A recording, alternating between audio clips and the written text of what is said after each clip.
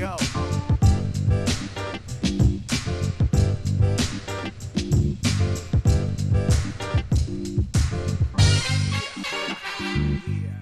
Gaviscon. Nothing personal word of the day is gaviscon for the last day of September 2021, the 455th. Nothing personal, not including sit downs. We have a great sit down coming at you later this week that I really think you're going to enjoy. Gaviscon. If you don't know what that is, don't pause. I'm going to tell you. It's a synonym to TUMS. Gaviscon is what I take when my tummy hurts, when I have a little heartburn, too much garlic, too many onions, red wine, and you're feeling it, and you're grepsing, and you say, let me take something good. Gaviscon is something that I took running a Major League Baseball team quite often. I popped them like they were Tic Tacs. You watch your team play, you watch your team lose, blow leads in the ninth inning. Heath Bell was a Gaviscon-inducing closer, but there were plenty of losses over the years where you're just dropping it like it's hot.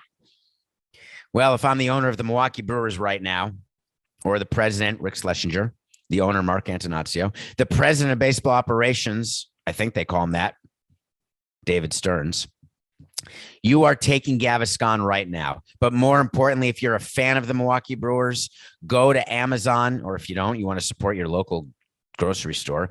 You're worried about the supply chain issue. You can go to any store you want. Go in the antacid aisle. It's a little white bottle with a red cap. You can get it cherry flavored or original. It's called Gaviscon. You've heard me talk about phone calls that I get when you're president of a team.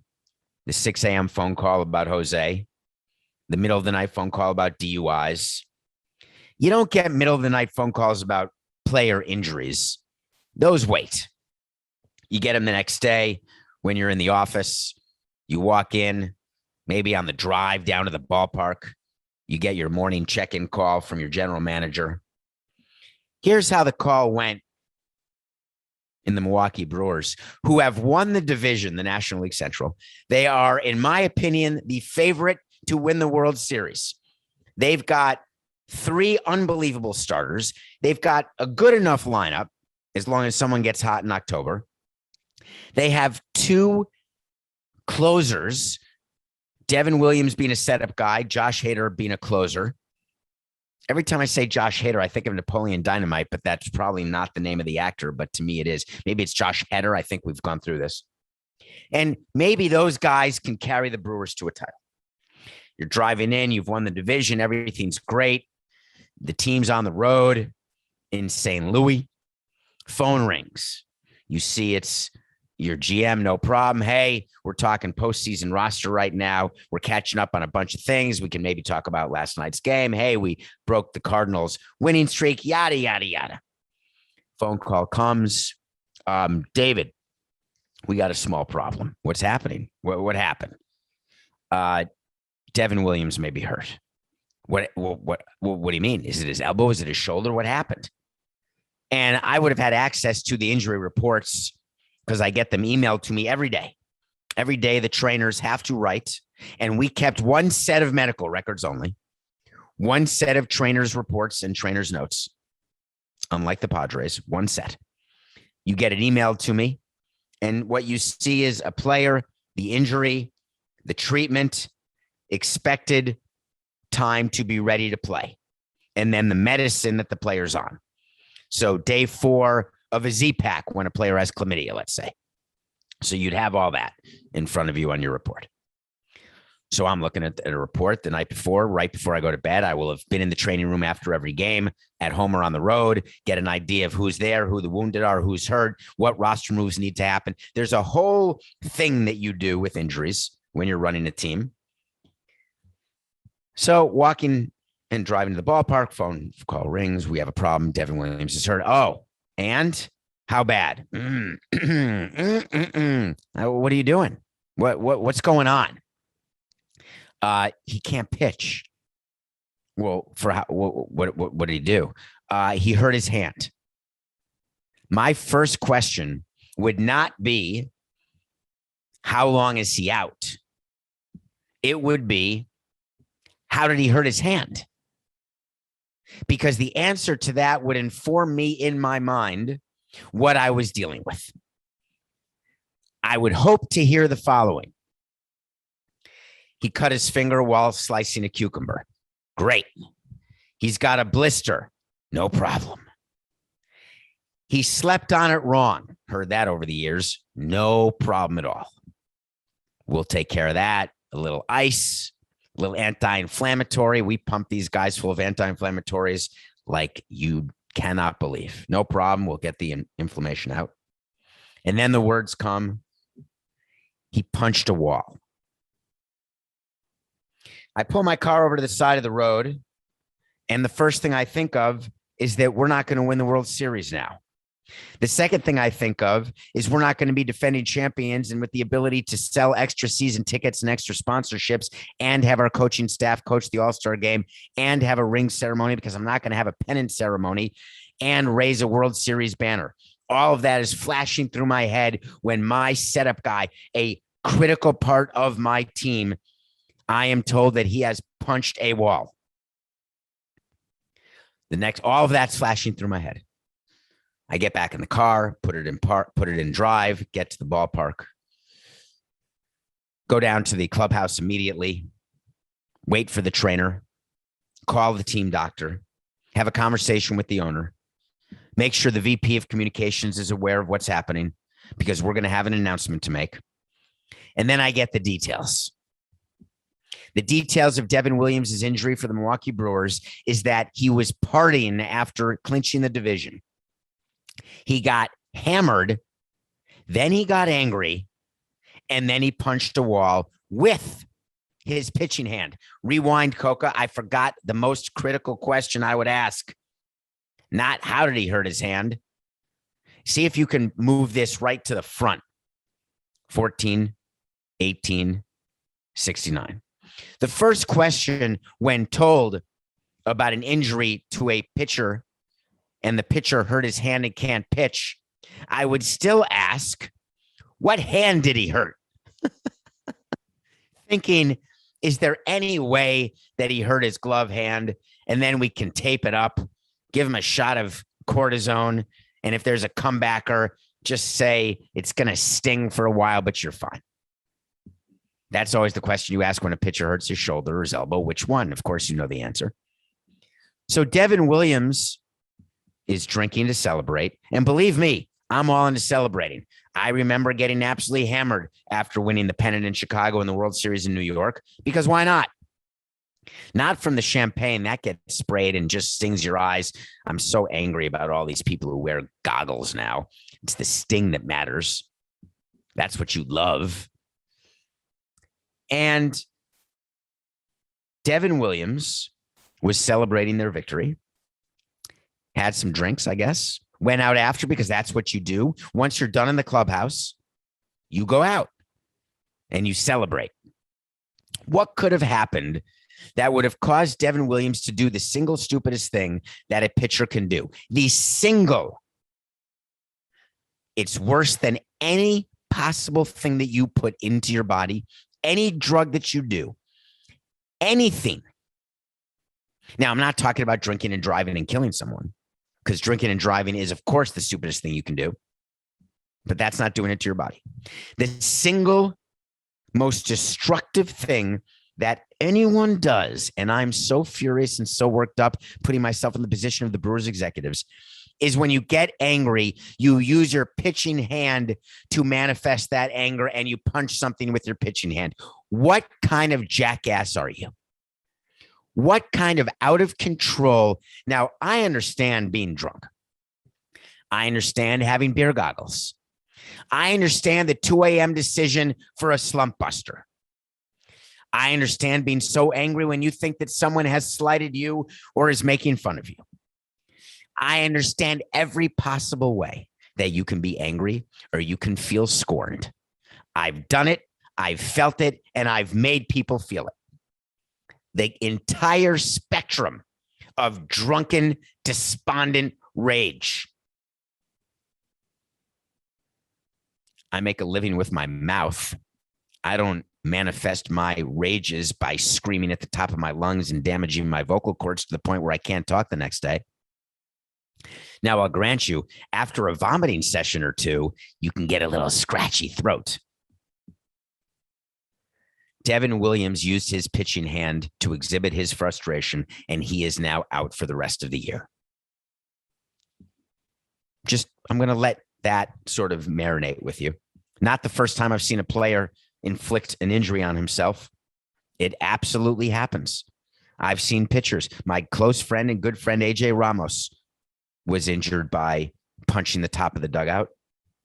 We've had players get injured by doing things they shouldn't have been doing, whether it's playing racquetball, whether it's driving. You remember Jonas Cespedes? He got hurt chasing pigs, running around the holes in his big ranch somewhere in Florida. When you use your hand to hit something, and it's not a squishy beer belly of the man who's trying to hit on your woman, there's a chance that you're going to break your hand, because the irresistible force and the immovable object, or is it the resistible force and the immovable object? Is it the movable object and the I can't resist force? When you do that, you're going to hurt your hand. And when you hurt your hand, you can't pitch. He tried to grab a ball. He didn't tell anyone about it. My level of anger is growing by the moment because Devin Williams did not tell anyone about what happened. He showed up to work the next day. He took a ball to throw a bullpen, and he could not throw the ball. Hey, what's wrong? Ooh, my hand hurts. Hey, why does your hand hurt? I don't know. It just hurts. Why don't you go to the training room? Goes to the training room, gets an x-ray, and he's got a fracture in his hand. And the Milwaukee Brewers did something that made me so happy. And it's exactly what I would have done. They made Devin Williams tell the media himself. They made Devin Williams sit in the dugout and meet the media. Here's how this goes. Before word gets out about what happened to your star player and how he got injured, we're going to tell the team. But we're not going to say it. We're going to have Devin Williams address the team. He's going to sit there in a packed locker room, stand up and say, I'm very sorry, guys, but I can no longer pitch this year because I'm a prize idiot. I punched a wall, broke a hand. While we thought we had a good chance for a ring, I know this franchise has never won a World Series. Haven't been to the World Series since 1982. Almost 40 years ago. And I lost my temper. But can I just try? No, you cannot. No, I want to tell you what happened. Why I was so angry. Shut up. His teammates are so angry with him. When a player gets hurt with a self-inflicted wound, no matter how close you are to your teammates, no matter how much you feel like you're brothers, no matter how much love there is, and I've seen this and I've heard it. So believe me when I say Milwaukee Brewers players are not happy with Devin Williams. If I'm the Milwaukee Brewers, I make Devin Williams tell the team what happened, and then I say goodbye to him. I don't want him in the clubhouse. I don't want him in the training room. I don't want him in the ballpark. I do not want him anywhere. Devin Williams told the fans and the players, if I could take it back, I would. You can't take it back. When are we going to start learning that words have consequences? Actions have consequences? You know the expression, you made your bed, now lie in it. I never found that to be a very interesting analogy or metaphor to think about. I definitely make my bed every morning. I definitely lay in my bed, and I also lie in my bed.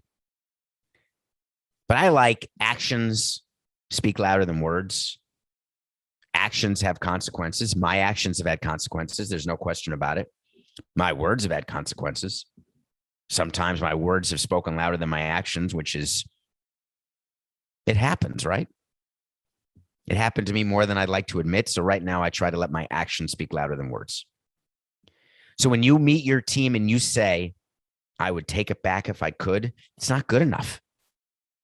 There's not one player in that clubhouse who thinks that's good enough. There's not one executive around baseball who thinks that's good enough. I don't care what kind of rage you have. It's sort of like your phone. Have I told the phone story here, Coca? Back in the day, prior to when phones first started, restaurants would open their doors in the morning. Nightclubs would open their doors in the morning. And there would be scores of lost telephones. Dozens of people who left their phone in a drunken stupor. Do you know how many people leave their phones in bars right now? Maybe one a month.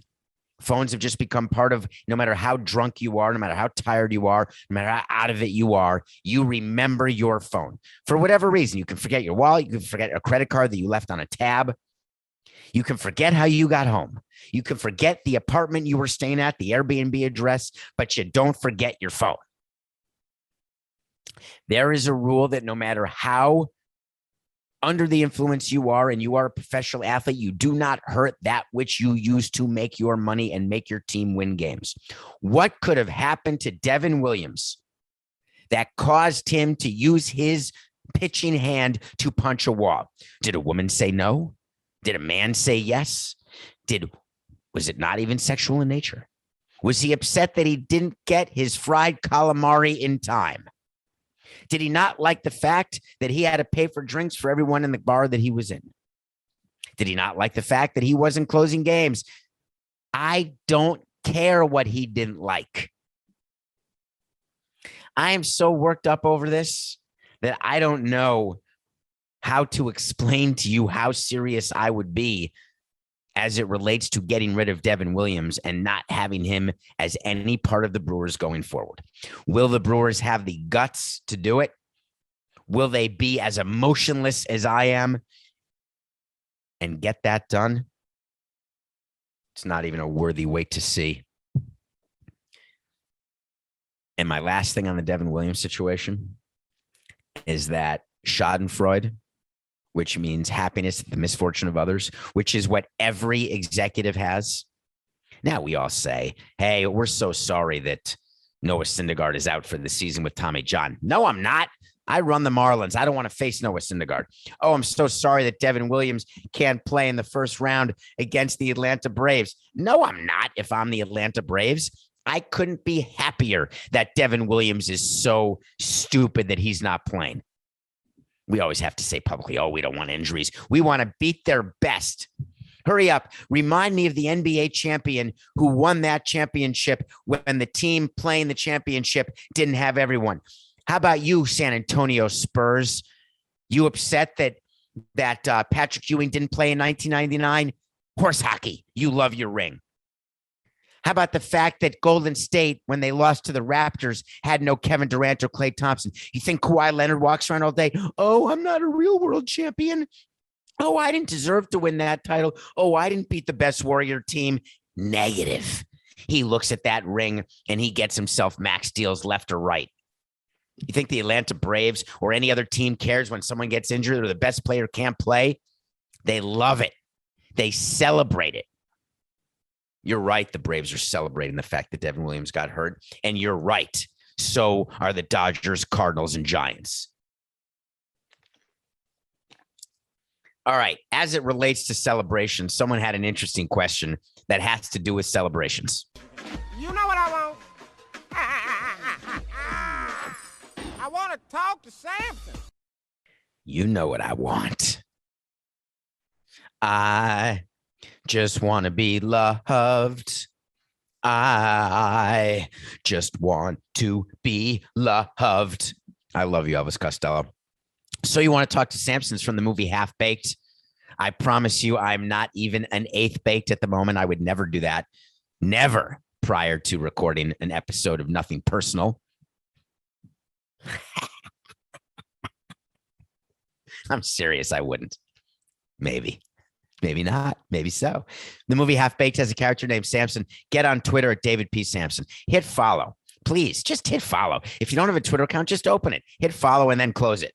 Even if your name has 10 letters next to it or 10 numbers next to it is what I meant. Cut that. 90, 80, 69. Follow me on Twitter, David P. Samson. Even if your Twitter handle has 7 numbers at the end.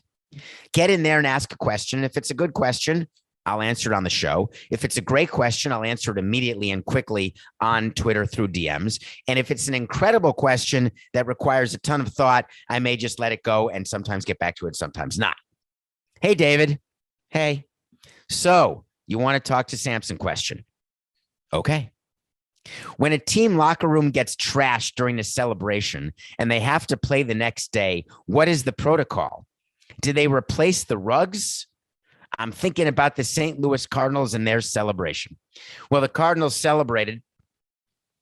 Here's what happens during the 6th inning of a elimination game. Prior to a game starting where you have a chance to clinch either a playoff spot or a victory in a playoff series, there is a shipment that is received of locker covers. It's these plastic covers that go over every locker to protect what's inside the locker. There are cases of beer and of champagne that are brought into the clubhouse. There are goggles for every member of the front office and uniform personnel and visitors that are brought into the clubhouse. And it's all kept away from where the players are. It's kept in a storage area because the last thing you want is for players to put the cart ahead of the horse. You are 9 innings away from getting something. I'm not going to show you what you're going to get because you know it, but you're not going to see it. If they're winning in the 6th inning of a clinching game, everybody out of the locker room. Because often during games, pitchers who have been in the game and are taken out are in the locker room on the couch watching the game. You've got players who aren't playing back and forth into the clubhouse. In the 6th inning, everybody's out. Then the clubhouse manager, as well as all the assistant clubhouse managers, as well as people from stadium operations, come into the clubhouse. They start hanging the plastic on every locker, covering every locker. If you have a lead in the 6th inning, they wheel out a huge cooler with ice that has champagne and beer in it. And then they have a laundry basket that has goggles and then an empty laundry basket. The empty laundry basket is used to put the game hat in, and it gets replaced by the hat of what you've won. When you win the pennant, when you win the division, whatever, you get a hat.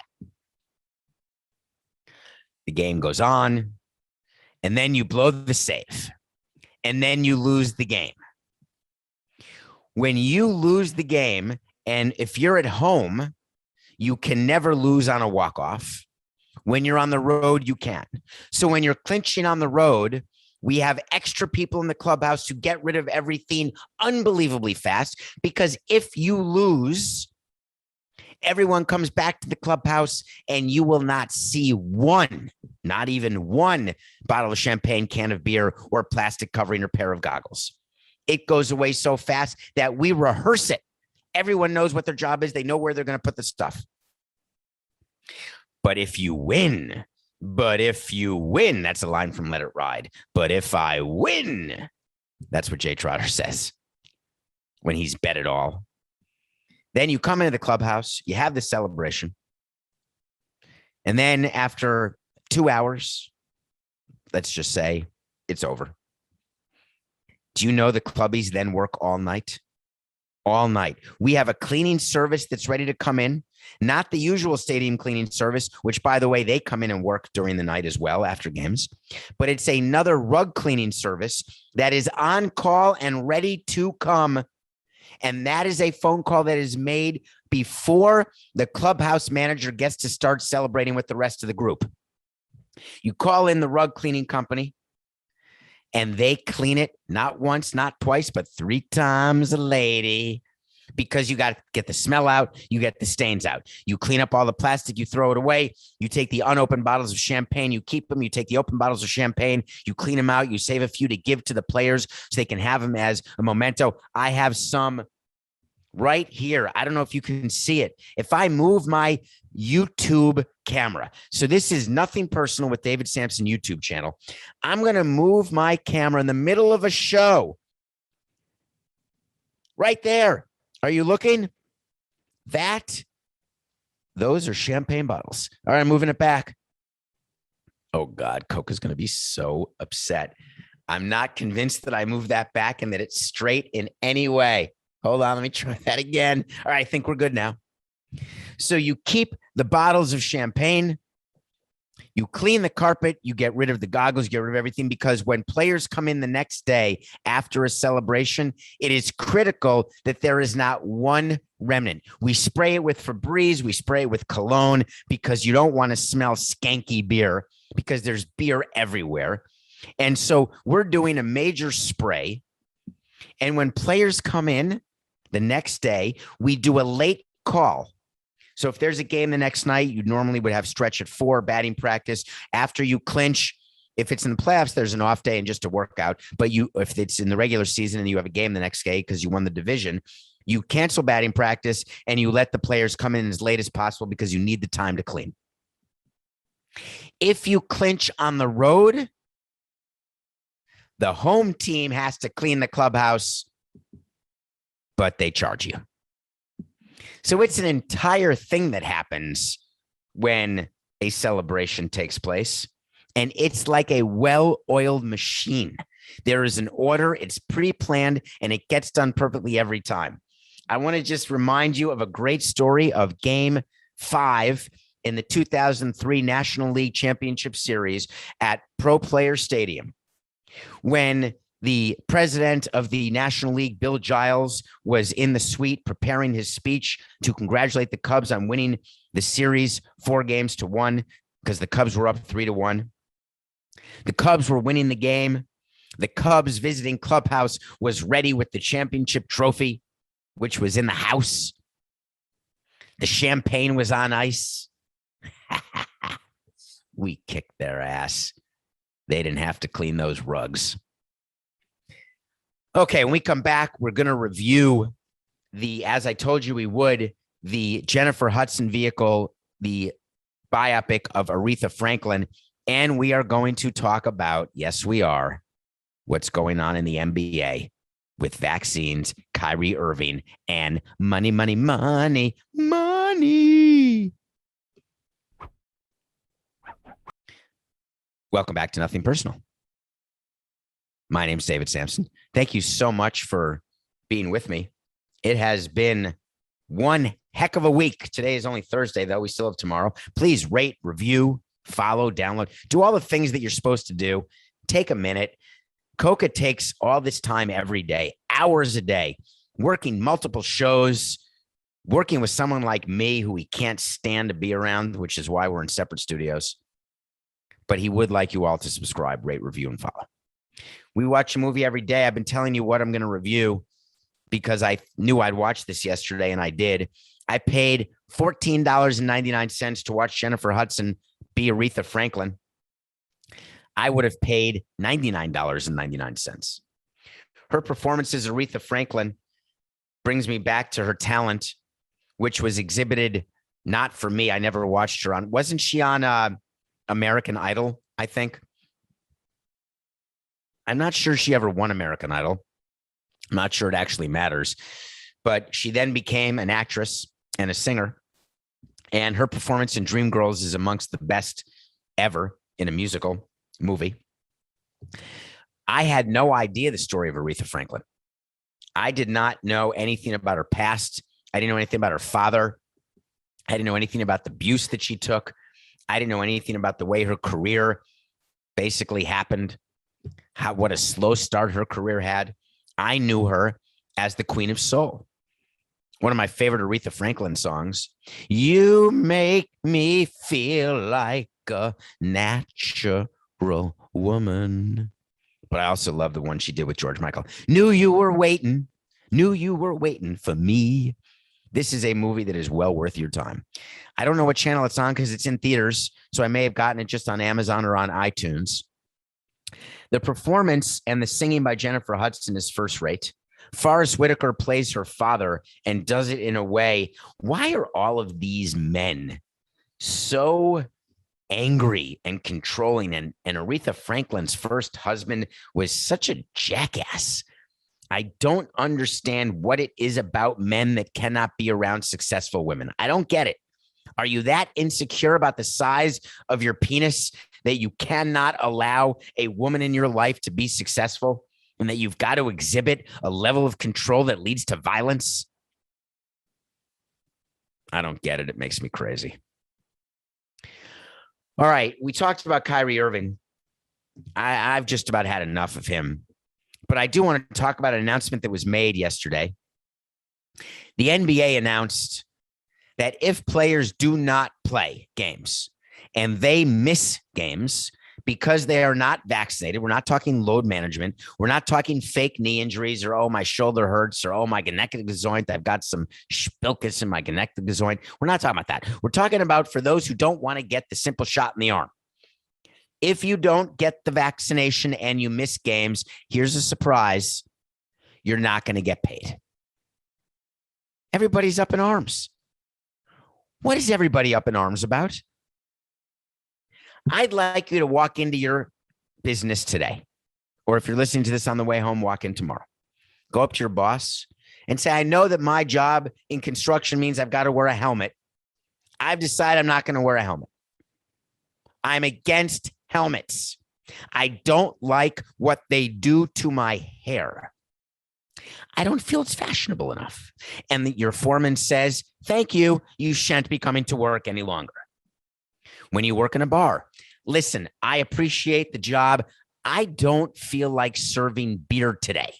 So if anyone asks for beer, they're going to have to ask someone else. I'm not doing it. Okay, thank you. Don't bother coming into work. If the law says that you've got to be vaccinated to play in Barclays Center in Brooklyn, and you choose not to get vaccinated, therefore you cannot play home games, do you really expect to get paid your full salary? If you are not vaccinated and you then contract COVID and cause your team or yourself not to be able to play, do you really, because you're quarantined, because that is the rule that you've agreed to as a union, forget the law, that's a rule, do you expect to get paid? I think the NBA and Adam Silver are being wussies. They can go further, and they should go further. Hey, Kyrie, you don't want to play because you don't want to get vaccinated? Okay. Guess what? That big guaranteed deal you signed, that max deal with the Brooklyn Nets, bye-bye. We're voiding your contract. You have violated Clause Gimel Section Dos. You have to keep yourself in first-class physical condition. You've got to follow rules and act in the best interest of your team. Oh, I know what's in the best interest of my team, not to play home games. People who think I'm being too preachy about vaccinations, still download and subscribe. You could unsubscribe, but then resubscribe. I'm not preachy about vaccinations. You want to be moronic? My pleasure. What I'm preachy about is those people who think they don't have to follow the rules of the people they work for, but still expect to get paid. As a private company, how you doing over there at United Airlines? Everyone good? Everyone happy? Yeah, you're not vaccinated. You're fired. You think Bob Boone is crying in his milk? Nah, he got fired because he wouldn't get vaccinated in the front office of the Washington Nationals. You are going to see this everywhere. Oh, you want to get another job? Get another job. Go work for Delta or American. They're going to change their rules too. Go work for another baseball team. They're going to change their rules too. Vaccinations are going to be required the way they're required for anything else. Your choice. You don't want to work, don't work. I'm good with it. I'm not judging you. I'm not telling you to get vaccinated. I'd like this to become an endemic, not a pandemic. I'd like us to be done, no doubt, but I'm not going to force you to do something. I'm all into the choice. Your body, your choice.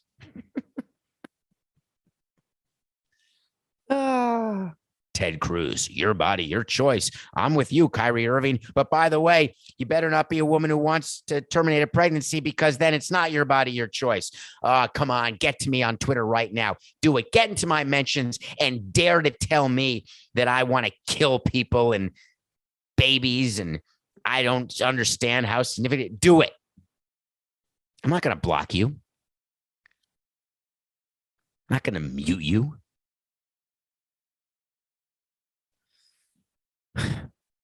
Nothing personal. Pick of the day. We were right by the wrong reason. I admit it. We said the Dodgers would beat the Padres because Scherzer would have a good tune-up for the wild card game.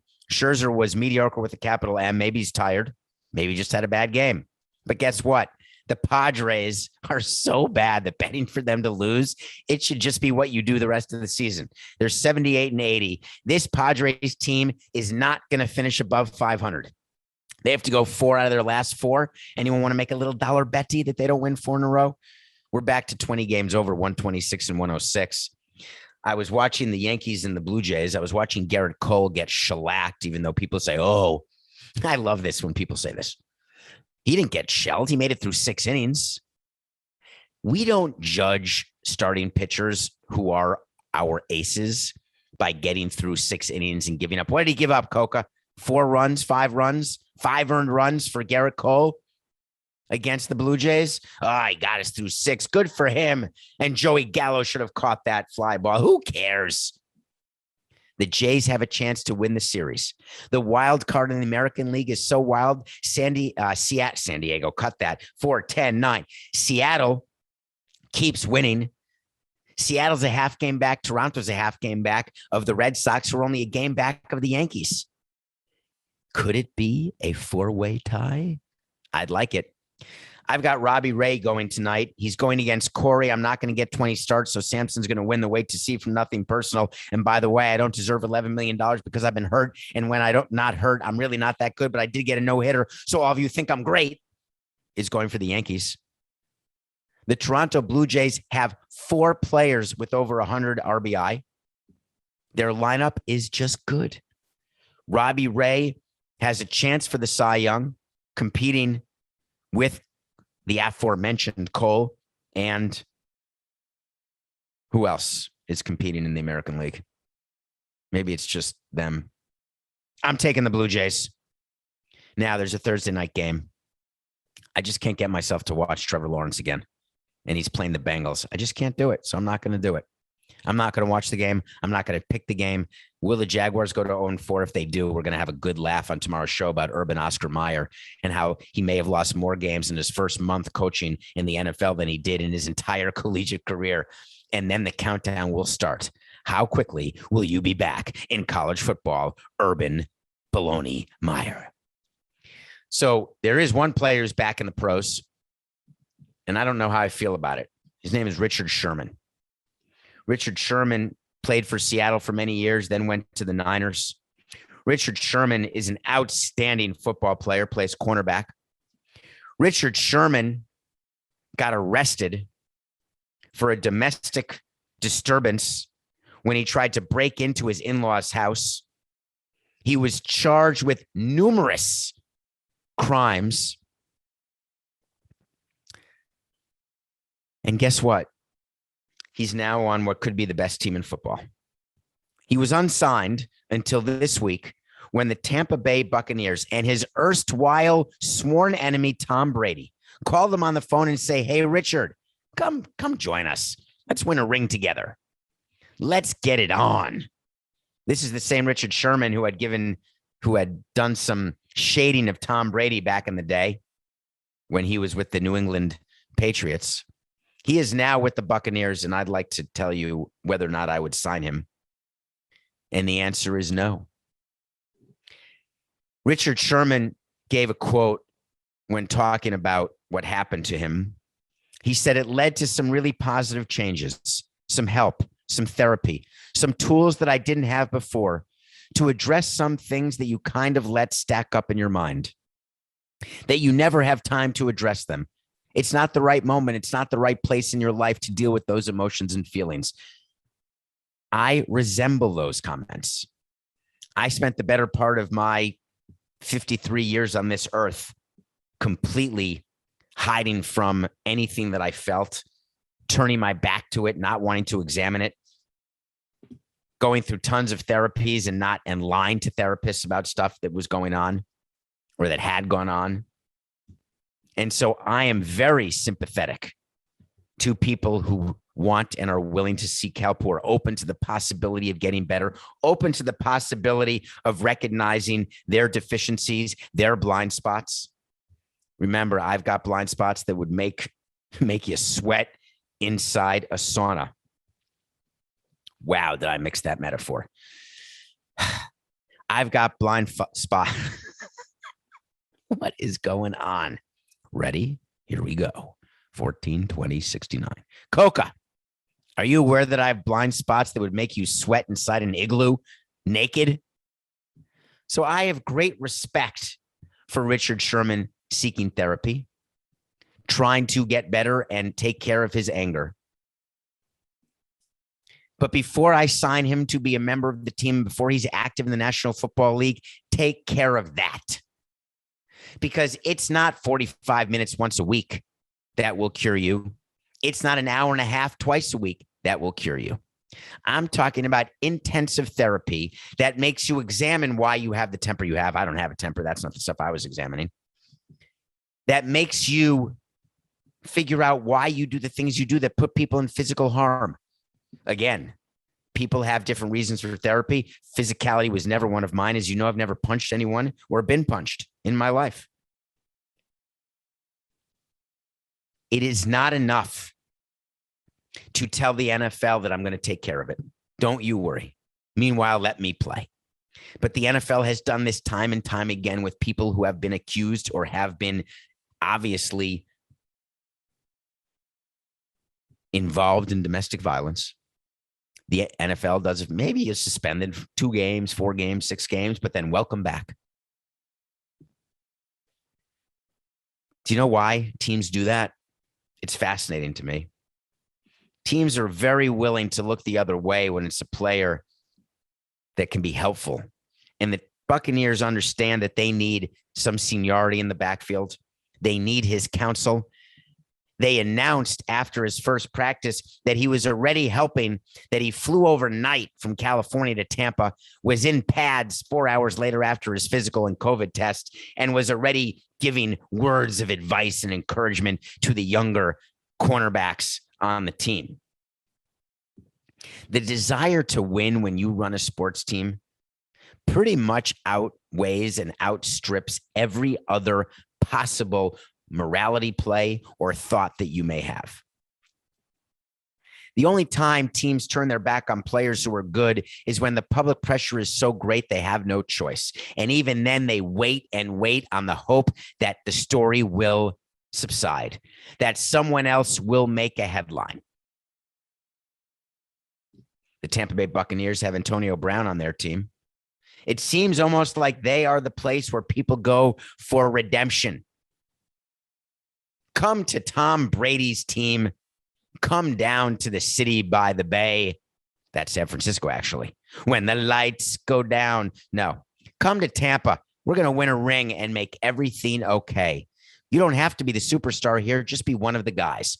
Well, if Tampa and the NFL really wanted to take a stand against violence towards women, violence towards people, they would put winning a ring secondary. But they don't, and teams don't. What happens if the public goes one step further? What happens if the public says we're not going to take it anymore? And the public says we want the NFL to be better. Would that pressure them into more suspensions? Would it pressure them and teams into not signing players who they want to sign, who they think can help them?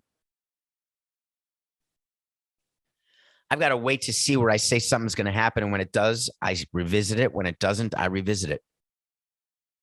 This is a personal way to see about Richard Sherman. And the reason why it's personal is that I'm not wishing this upon him. I'm simply predicting that it's going to happen. Richard Sherman will not play a playoff game with the Tampa Bay Buccaneers for the following reason: a combination of ineffectiveness, suspension, or recidivism. If you don't properly treat the underlying issue, you are bound to have a repeat episode. The experiment with Richard Sherman only works if he performs. And my wait to see is that Richard Sherman will not perform well enough on or off the field, that he will not be a playoff performer for that Buccaneers team. Well, that is our show for today. God, it goes fast every day, but we're going to be back here tomorrow with plenty to talk about. Remember, it's just business. This is nothing personal.